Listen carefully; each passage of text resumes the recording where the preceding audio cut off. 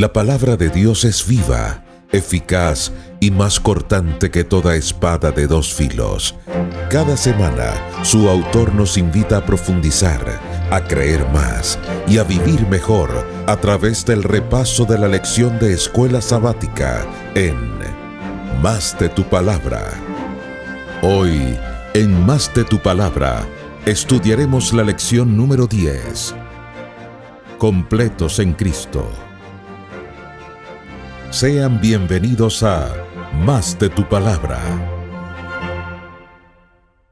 Bienvenidos al nuevo episodio de Más de su Palabra. Gracias por estar con nosotros, conectados fielmente. Hoy comenzamos la lección número 10 y qué bueno que esta lección estoy acompañada del pastor Jorge Luis Rodríguez, porque la lección anterior, si usted no la ha visto, puede buscarla en YouTube, en diferido, y se va a enterar por qué digo esto, que esté él con nosotros hoy para esta lección número 10, titulado Completos en Cristo. Antes de comenzar, pastor, bienvenido. Muchas gracias, Daylin. Me alegra que vayas así ya directo, porque la lección de hoy está bien jugosa, tenemos mucho que discutir, así que gracias por tenerme, gracias por estar acá ustedes con nosotros. Y si vamos al game. Así es, si tienes preguntas, porque sé que la debes tener con esta lección, pastor, muy teológica, te invito a que la coloques allí en los comentarios. El pastor ha comentado, estamos muy pendientes de tus comentarios, así que tómate el tiempo y escribe allí esas preguntas que de seguro alguno de nosotros, el pastor Jorge Luis, pastor Vladimir Polanco, los mismos organizadores de DIACPA, los que están allí en las redes sociales, van a responderte. Ahora sí, vamos a orar para comenzar esta lección. Amadísimo Padre Celestial, muchísimas gracias por la oportunidad que nos das de estudiar tu palabra. En esta hora colocamos todos estos conocimientos al pastor Jorge Luis, nuestras curiosidades, nuestras preguntas, nuestras dudas en tus manos. Dirige este episodio y permite que seas tú quien hable a nuestras mentes en el nombre de Cristo Jesús. Amén. Amén. Pastor, nosotros ya entramos con esta lección al capítulo 2 del libro de Colosenses. Antes de comenzar, nos encantaría que usted nos pudiera dar como una estructura de lo que es el libro de Colosenses. Vamos al primer versículo de memoria, que yo sé que es el versículo que a todo el mundo le importa en esta semana. Y entonces vamos a ver un poquito. Y que es controversial, porque mira cómo empieza. No es controversial, la gente se exagera, pero dale. Dice así: por tanto, nadie lo juzgue en comida o bebida o en días de fiesta, nuevas lunas o sábados. Todo esto era sombra de lo que iba a venir, pero la realidad es Cristo. Colosenses 2, versículos 16 y 17. Bueno, a mí me parece un poco controversial. ¿A usted qué le parece? Por favor, déjenos saber en los comentarios. ¿Lo han criticado por comida? ¿Lo han criticado por bebida? ¿Lo han criticado por sábado? Por favor, déjanos saber en los comentarios. Este estudio va a estar interesante, ya yo vi. Ahora bien, pastor, cuéntenos un poco, antes de entrar allí en materia con ese versículo, la estructura de Colosenses. Muy bien. Quizás no tengo tiempo para la estructura de la carta completa de los Colosenses, pero sí vamos a ver un poquito el capítulo 2, que dedicaremos todo el estudio, toda esta semana, solo al capítulo 2. Quizás pudimos haberlo estudiado en 2 lecciones porque está bastante denso, pero como está muy interconectado, creo que es bueno también que lo podamos hacer todo en un solo estudio. Yo decía la semana pasada que Pablo estaba preso en Roma. Llega Epafras y entonces le cuenta: mira, yo prediqué en Colosas, fundamos una iglesia, hay una iglesia en Colosas y ahora tenemos una serie de problemas. El detalle es que no sabemos cuáles son todos los problemas. Vemos a Pablo respondiendo a una serie de problemas y solamente escuchamos el argumento de Pablo. Entonces, uno por el argumento, y yo decía eso en la primera lección, hay que tratar de descifrar cuáles eran los problemas que Pablo estaba tratando de combatir. Eso es lo primero. Entonces, en el capítulo 2, que es el capítulo central de Colosenses, Pablo ahora va a elaborar ese argumento, a combatir esos problemas. Y básicamente parece, por lo que Pablo dice, que los colosenses se enfrentaban 2 tipos de presiones para separarse de Cristo. Por un lado estaban los gentiles, los paganos, que los estaban presionando a que mantuvieran cierto tipo de lealtad a los dioses paganos. O sea, sí, Cristo te salvó, pero no te olvides de Poseidón, no te olvides de Zeus, de Diana, de Artemisa, que también andan por ahí y te pueden hacer daño. Es más o menos la idea. Y por otro lado, estaban recibiendo presión de los judíos para que se amoldaran a un cristianismo judío. Y eso vamos a verlo un poquito más adelante, porque esa fue una lucha constante en todo el Nuevo Testamento. Aparece bastante esa lucha. Pero el énfasis en ambos era el mismo. Cristo no es suficiente. Los paganos le decían, bueno, sí, Cristo será tu Señor, pero también hay otros señores. Están los dioses griegos, los dioses de la ciudad, los dioses familiares. Y por otro lado estaban los judíos que decían, sí, Cristo te salvó, pero tienes que circuncidarte, tienes que hacer esto y guardar aquello y todas estas tradiciones. Y la amenaza para el cristiano era la misma, separación de Cristo. Correcto. Y yo quiero dejar esto muy claro desde el principio, ¿ok? El capítulo 2 de Colosenses no trata sobre la ley, no trata sobre el sábado, no trata sobre la comida, no trata sobre la idolatría, trata sobre Cristo. Cristo. De hecho, la carta a los Colosenses, el capítulo 1, que ya lo venimos estudiando desde hace ya 2 semanas atrás, es un himno a Cristo, a lo que Cristo hizo. O sea, la carta a los Colosenses es una carta diseñada a que el cristiano de Colosas y tú y yo nos enfoquemos en Jesús, en lo que Él hizo, que Él es suficiente, no desviarnos de Cristo. De hecho, te propongo un ejercicio. Ahora no, porque no deje de ver el video, seguimos aquí. Pero cuando termine el estudio, ve a tu casa, siéntate cuando tengas un ratito libre y lee el capítulo 2 de Colosenses. Subraya en un círculo cada vez que aparece el nombre de Jesús, ya sea Señor, ya sea Cristo o como aparece en el versículo, creo que 8, si no me equivoco. No es en el versículo 8, pero aparece, no lo marqué, pero es Señor Jesucristo, que solo aparece una sola vez. Ok, versículo 4, 6. Señor Jesucristo. Aquí hay 3 nombres en griego. Señor, Jesús y Cristo. En un círculo, cada vez que aparezca una mención a Señor Jesucristo, a Cristo. Y luego en un cuadrado, todas las veces que aparezca la frase en Él, por Él o con Él, refiriéndose a Jesús.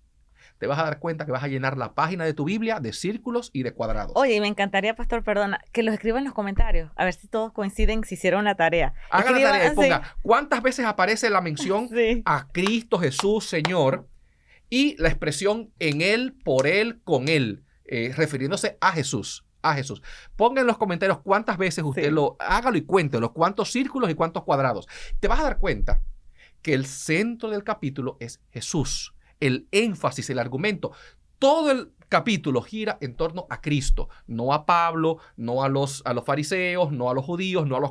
Cristo. No lo que hacemos, lo que bebemos, Cristo. Y esto deberá ayudarme a entender a mí cuál es el centro de la vida cristiana. Por eso el título, completos en Cristo. En Cristo. Y bueno, ya vamos a llegar ahí al tema de completo. Entonces, mira, capítulo 2, vamos a ir rapidito. Porque quiero llegar al versículo 11, que es donde empieza el jugo para mí, lo bueno. Pero bueno, Pablo comienza diciendo, mira, yo tengo una gran lucha por ustedes, los que están en la Odisea y los que nunca han visto mi rostro, para que sean consolados sus corazones, para que unidos en amor alcancen todas las riquezas del pleno entendimiento, a fin de conocer, y aquí conectamos con la semana pasada, a fin de conocer, ¿qué, Daylin? El misterio de Dios, el Padre, y de Cristo. Fíjate que antes se hablaba del misterio de Dios, ahora es el misterio de Dios y de Cristo. ¿En quién? Están escondidos. Estaba encuadrado. ¿En quién? Porque ese en quién es una referencia a Cristo. En Cristo están escondidos todos, no la mayoría, todos los tesoros de la sabiduría y del conocimiento. Y aquí Pablo empieza ahora la advertencia. Esto os digo para que nadie os engañe con palabras persuasivas, porque aunque estoy ausente, no obstante, estoy presente, gozándome y mirando vuestro orden. Entonces, mira, antes de seguir al versículo 6, Pablo hace aquí 3 advertencias. 3. Primero está en el versículo 8. Puedes leerme el versículo 8, el versículo 16 y el versículo 18. Ok, aquí los tengo. Dice... El 8. Mirad que nadie os engañe por medio de filosofías y huecas sutilezas basadas en las tradiciones de los hombres, conforme a los elementos del mundo y no según Cristo. Okay. Aquí Pablo dice, lo primero es, advertencia número 1, que nadie te engañe, no te dejes engañar.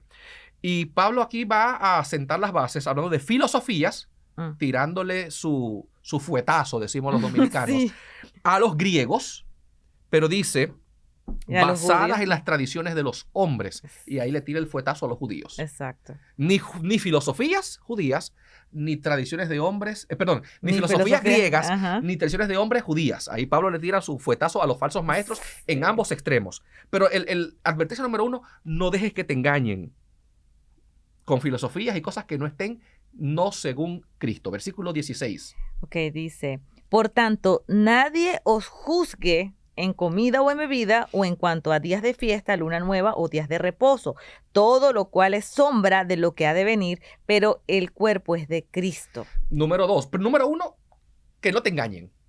Número 2, que no te critiquen, que no te juzguen. Impresionante. Y fíjate que la segunda advertencia termina igual que la primera. Todo es sombra, pero el Ajá. cuerpo es Cristo. O sea, yo te dije hace un momentico y te lo quiero repetir. Aquí Pablo está tratando de luchar, de enfatizar. No dejes que te separen de Cristo.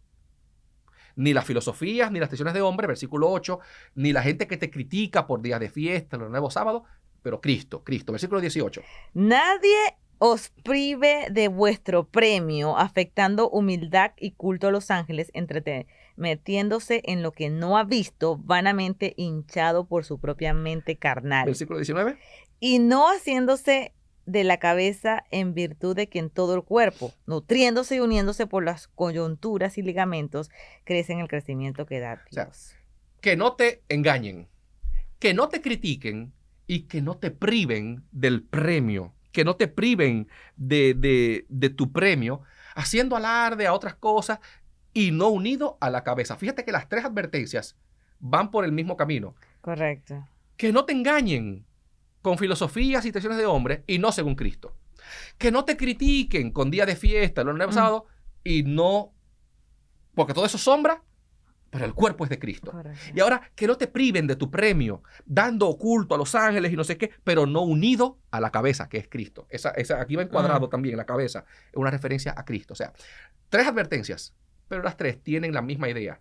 No dejes que otras personas te separen de Cristo, ni por filosofías, ni por mandamientos de hombre, ni por críticas. Ni por elogios también. Porque... Exacto. Y en este caso también, ni llevándote a dar culto y cosas a otros seres, a otros, metiéndose, dice Pablo bien pintoresco, en lo que no han visto. O sea, todo el capítulo está diseñado, y no lo puedo repetir lo suficiente, no te separes de Cristo. No dejes que nadie se meta en tu relación personal con Dios. Entonces, ¿por qué? Esa es la pregunta. ¿Por qué? ¿Qué es lo que hace? Una pregunta quizás retórica, pero Sí. ¿qué es lo que hace que Jesús sea tan importante? ¿Por qué Pablo está tan enfocado en Cristo? Completos en Cristo. Bueno, primeramente versículo 6, por tanto, de la manera en que habéis recibido al Señor Jesucristo, andad en Él. Vimos la semana pasada este versículo ya, tú recibes a Cristo por gracia, por fe, por gracia y por fe te mantienes en Él, andad en Él, arraigados y sobreedificados en Él. Hay 2 veces ya, en Él. Te estoy ayudando con la tarea. Sí. Eso va encuadrado. En Él. Y confirmados en la fe, así como habéis sido enseñados, abundando en acciones de gracias. Mirad que nadie os engañe. Versículo 9. Porque en Él habita corporalmente toda la plenitud de la deidad. Y vosotros, y de aquí viene el título de la lección, estáis completos en Él, que es la cabeza de todo principado y potestad. Pablo dice, Señor, en Cristo tú estás completo. En Cristo tú estás completo. Y ahora Pablo va a presentarme la obra de Cristo mediante 5 metáforas, 5 ilustraciones, distintas cada una, pero cada una con una gran lección. Y quiero ver si el tiempo nos alcanza a verlas las 5, ¿ok? Número 1, vamos a leer desde el 11 hasta el 15. Número 1, en Él.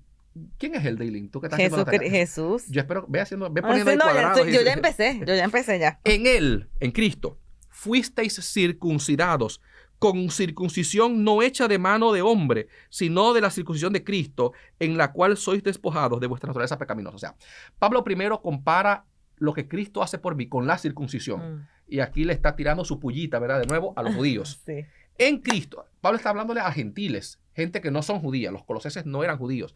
Había judíos en la congregación, parte del pueblo, pero la mayoría eran gentiles.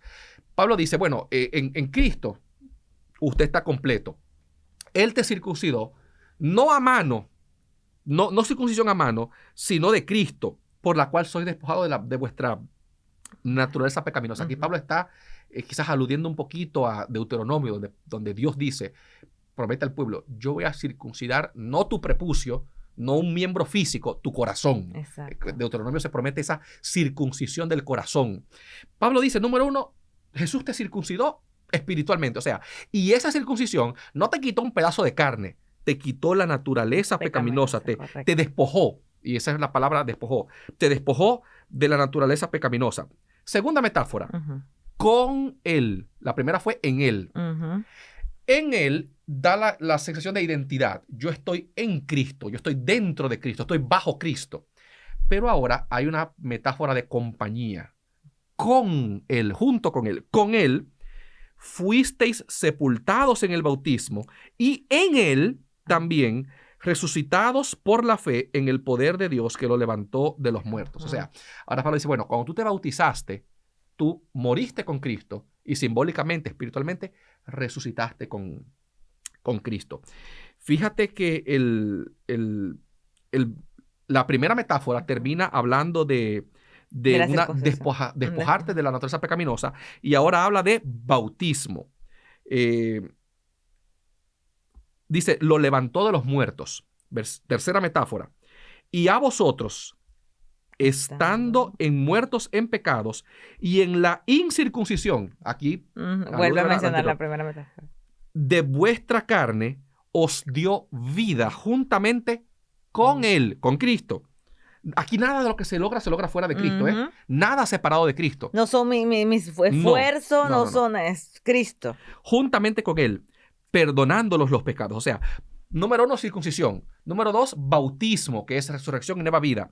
Número 3, os dio vida juntamente con Él, resurrección. La circuncisión, bautismo, ahora viene resurrección. Un nuevo hombre. Versículo 14, cuarta metáfora. Este es muy importante y hay que dedicarle tiempo. Él anuló el acta de los decretos que había contra nosotros, que nos era contraria, y la quitó de en medio, clavándola en la cruz.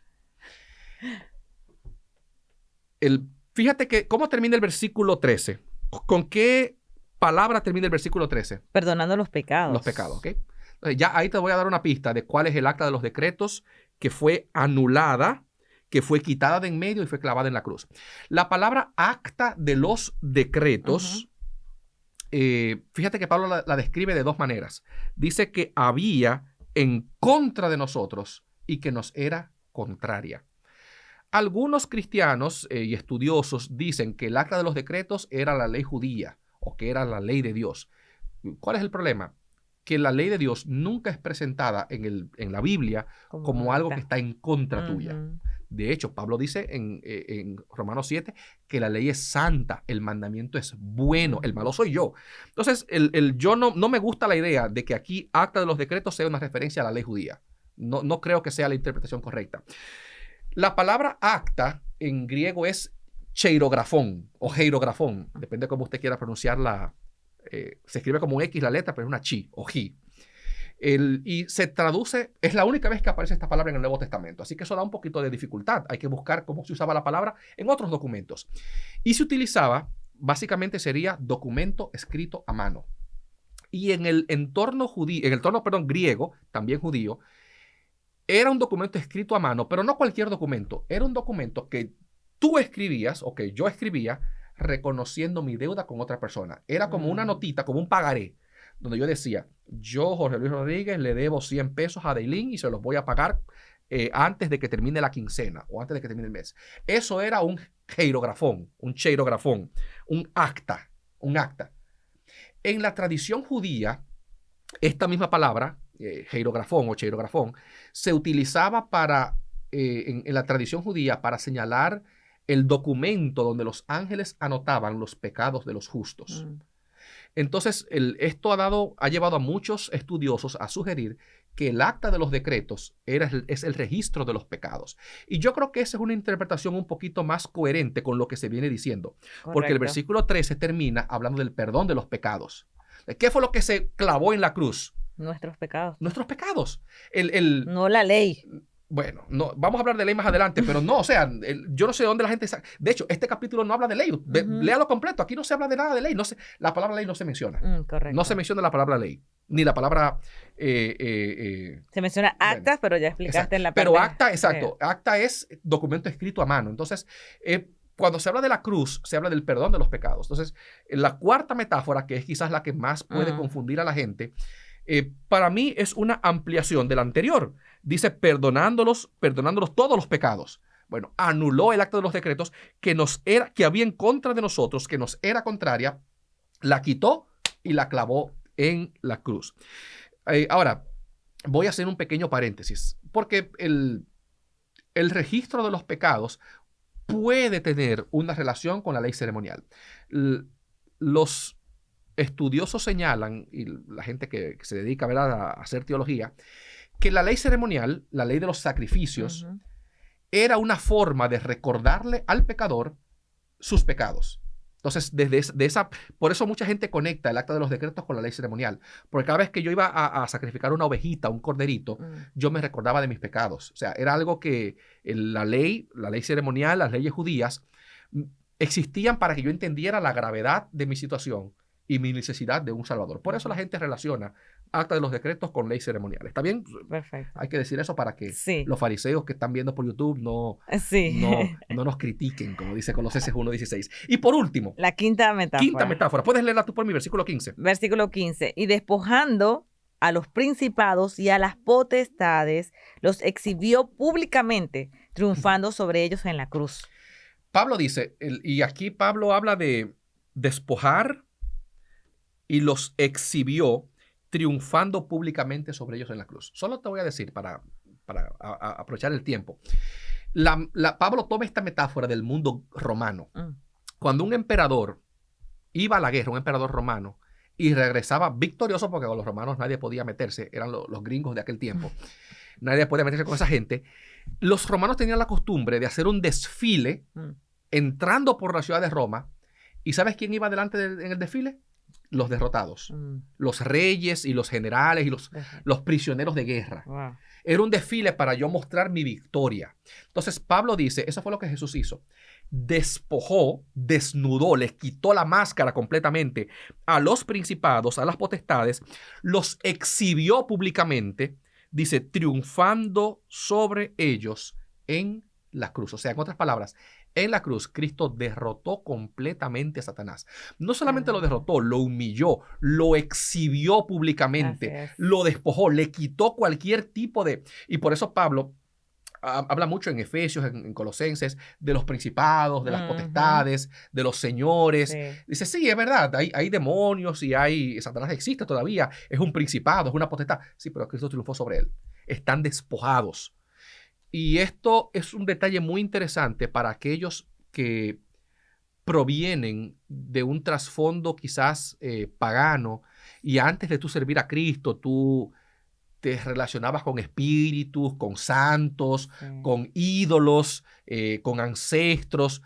Pablo dice, Cristo derrotó a esos poderes. O sea, los poderes espirituales de demonios, de ancestros, de santería, de todo eso que te quiera poner, no tienen poder sobre el cristiano, porque Cristo triunfó sobre ellos, los despojó de autoridad y los exhibió públicamente en la cruz. No, y también para aquellos, pastor, que ponen esperanza en cualquier otra cosa, piensan que están intercediendo ante Dios, no Jesús, sino otras cosas. Pienso que con esto que estamos estudiando hoy queda bien claro que estamos completos en Cristo. Muy bien. Vamos al 16, que es la parte más jugosa. Sí. ¿Cómo comienza? Pastor, que de hecho yo creo que habrán escrito, si lo han criticado por la bebida, estamos ansiosos de leer esos comentarios. Dale, versículo 16. ¿Cómo comienza? Por tanto. Por tanto. ¿Ves? Ya, tú estás aprendiendo. ¿Qué significa eso de por tanto?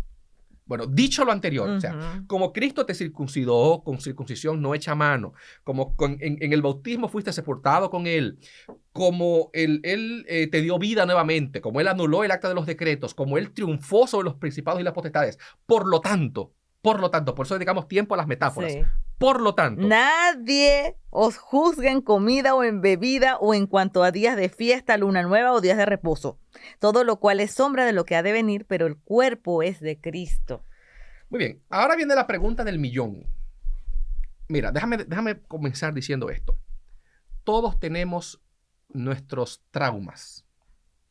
Tenemos frases detonantes y uno de los problemas que todos tenemos, yo lo tengo también, tú lo tienes, usted lo tiene, es que cuando leemos la Biblia tenemos nuestros prejuicios y nuestros problemas, nuestros complejos, y desde que yo veo algo que me huele a mi problema, de una vez y en vez de preocuparme por qué es lo que está diciendo la Biblia, trato de ver yo mis problemas y mis prejuicios Correcto. en la Biblia. Entonces, aquí hay 2 problemas, 2 prejuicios. Ojalá que haya algún evangélico viendo este programa. Me gustaría pensar que los evangélicos también... Compártelo con ese amigo.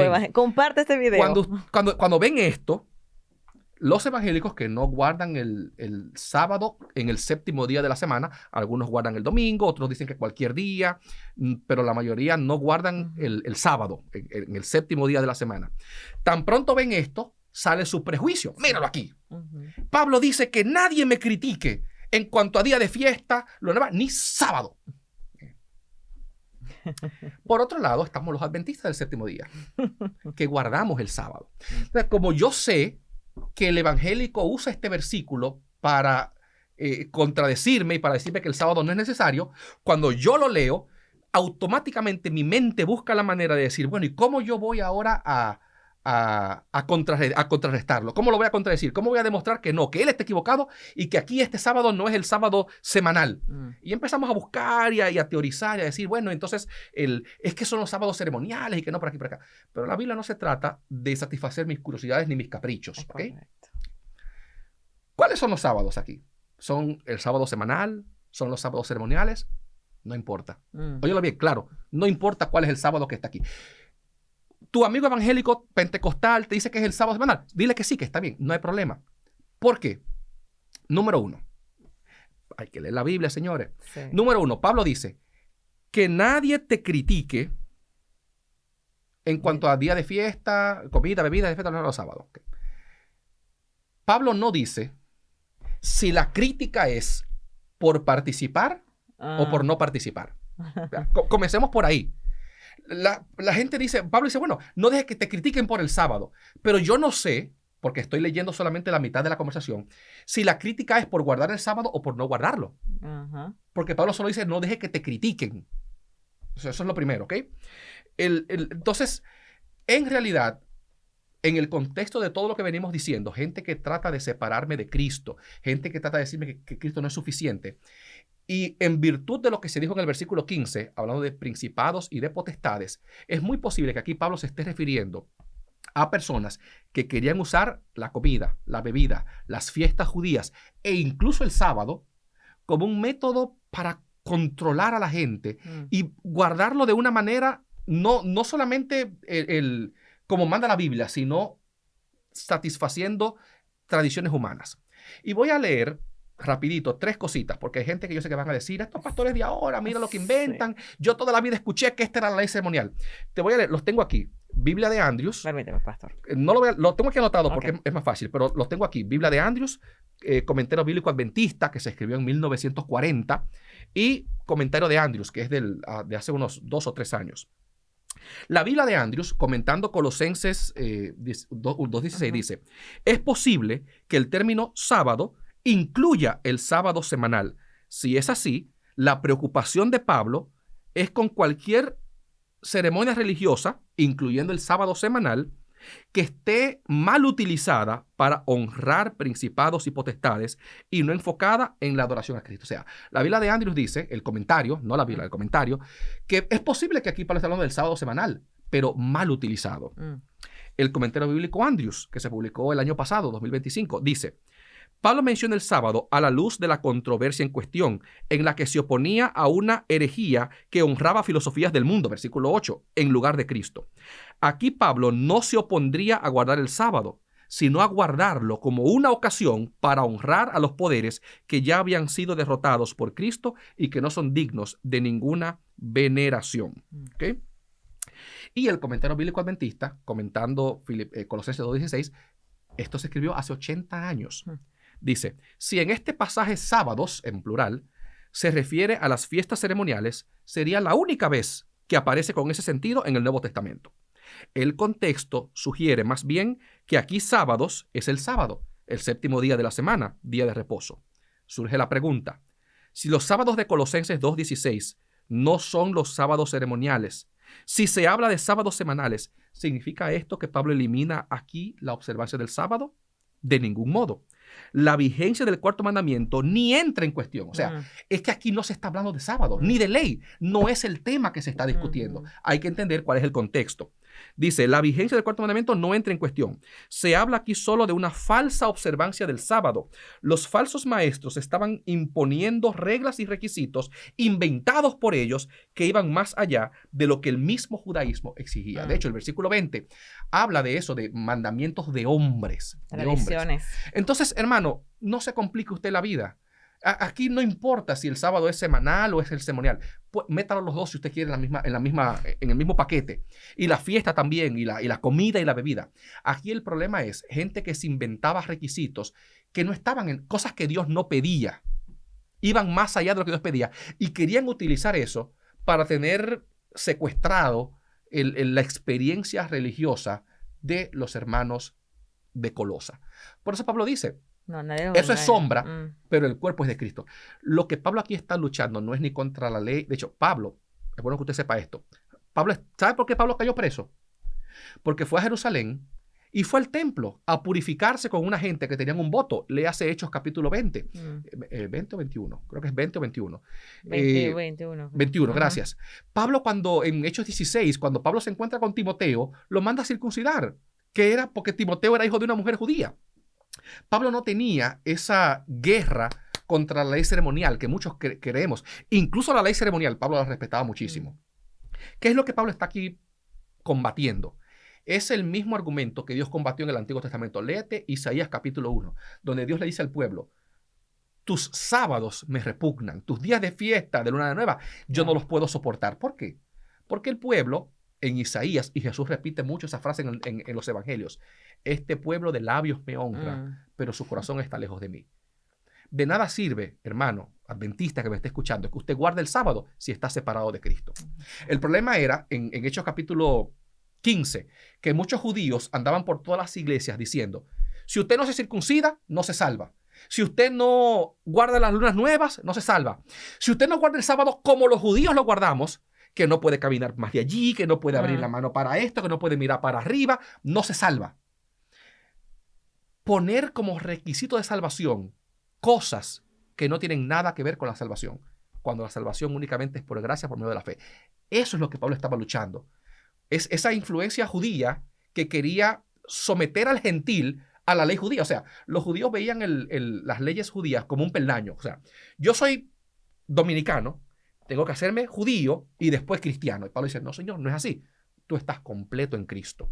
Tú estás completo Cristo hizo en Jesús. Uno solo entre gentiles y judíos. Entre judíos y gentiles. Daylin, el tiempo se nos fue. Sí, pero pastor... Pero ponme en los comentarios cualquier duda y te voy a contestar porque yo sé que este tema avanza mucho más. Pero quiero terminar con esto. Lo que Pablo está diciendo aquí no es ni que no hay que guardar el sábado, ni que la ley. El tema de Colosenses capítulo 2 se resume en 2 palabras.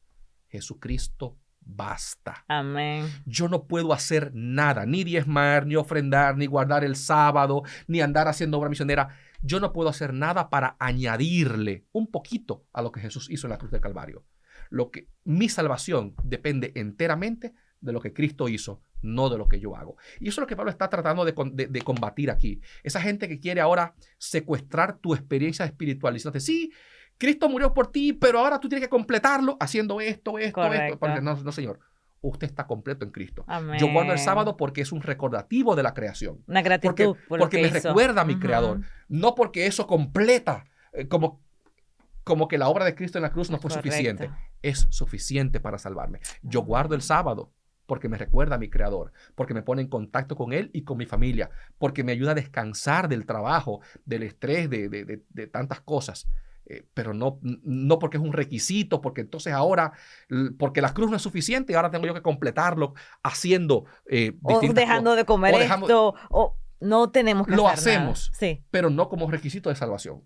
la obra de Cristo en la cruz es suficiente. Es completa. Y sí, pastor, esta lección fue maravillosa. Llegamos ya a los últimos minutos, pero escribe allí en el chat: soy completo en Cristo. Escríbelo en el chat, porque esa es una muestra de tu fe visible, de que Jesús es suficiente. Pastor, una oración para terminar este capítulo. Oremos. Padre bueno, gracias, porque en la cruz tú hiciste todo lo necesario Amén. para salvarme, para salvarnos. Ayuda ahora que podamos disfrutar de esa experiencia en Cristo. En su nombre te lo pedimos. Amén. Con la certeza de que Dios, a través de su palabra, seguirá guiando nuestros pasos cada semana, nos despedimos hasta la próxima edición de Más de tu Palabra. Les esperamos.